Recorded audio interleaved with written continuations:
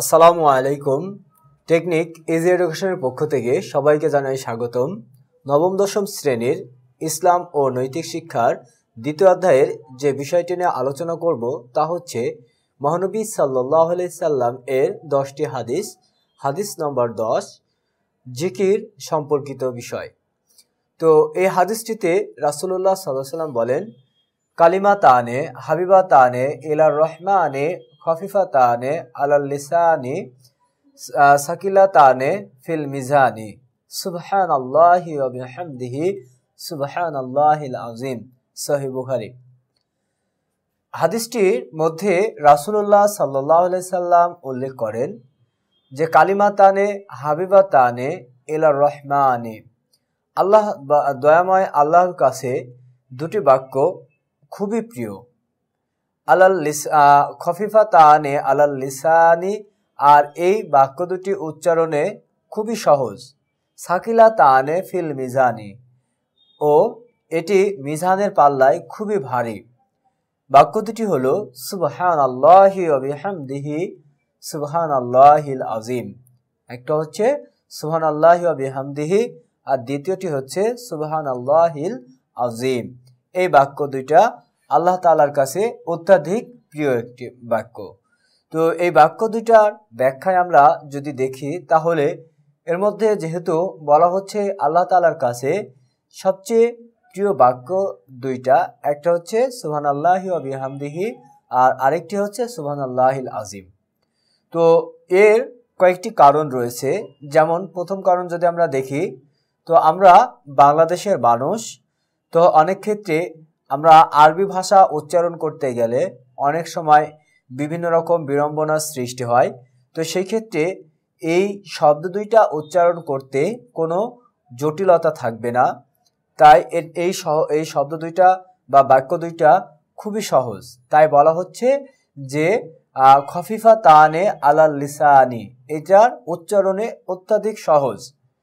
আচ্ছা, এরপরে যেহেতু আমরা বাংলা ভাষার মানুষ, তো সেই ক্ষেত্রে আমরা এই শব্দ দুইটা সহজেই মুখস্থও করতে পারি এবং উচ্চারণও করতে পারি।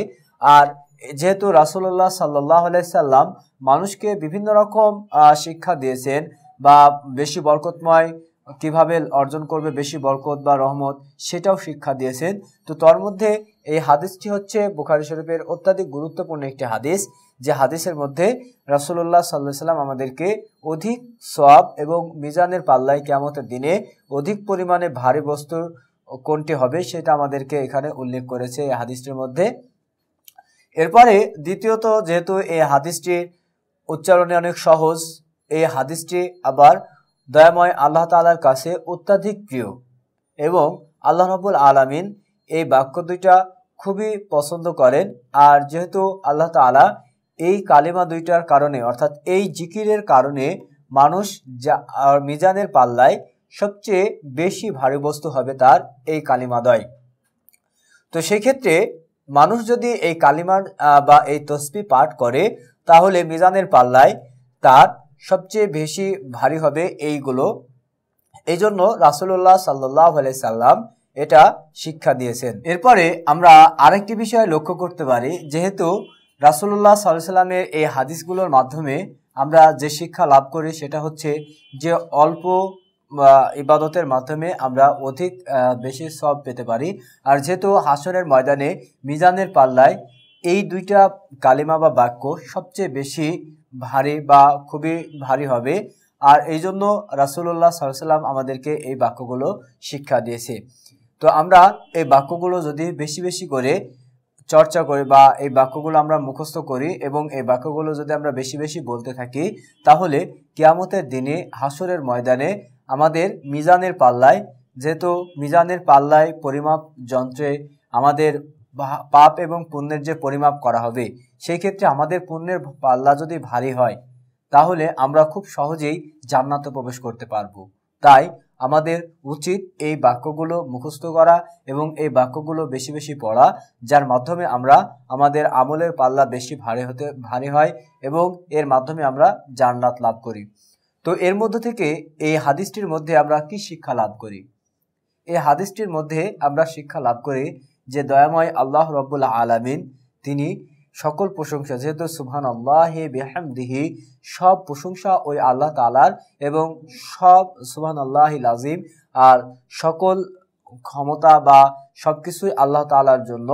তো এই যে এই বাক্য দুইটার মধ্যে আল্লাহ তাআলা আল্লাহর কাছে এই দুইটা বাক্য অত্যাধিক প্রিয় বাক্য, আর আল্লাহ সুবহানাহু তাআলা তিনি এই বাক্যগুলো পছন্দ করেন। আর যেহেতু তিনি সবকিছুর স্রষ্টা বা সবকিছুর রক্ষণাবেক্ষণকারী, আর তিনি হচ্ছে দয়াময় এবং অতীব রহমান, দয়ালু, সেক্ষেত্রে এই হাদিসটির মাধ্যমে আমরা আল্লাহ রাব্বুল আলামিনের এই নামটার বা এই আল্লাহ তাআলার এই নামগুলো যদি জিকির করি, তাহলে আল্লাহ সুবহানাহু তাআলা আমাদেরকে মিজানের পাল্লায় সবচেয়ে আমাদের আমলের পাল্লাটা বেশি ভারী হবে এই বাক্য বা এরকম তসবিহ পাঠ করলে।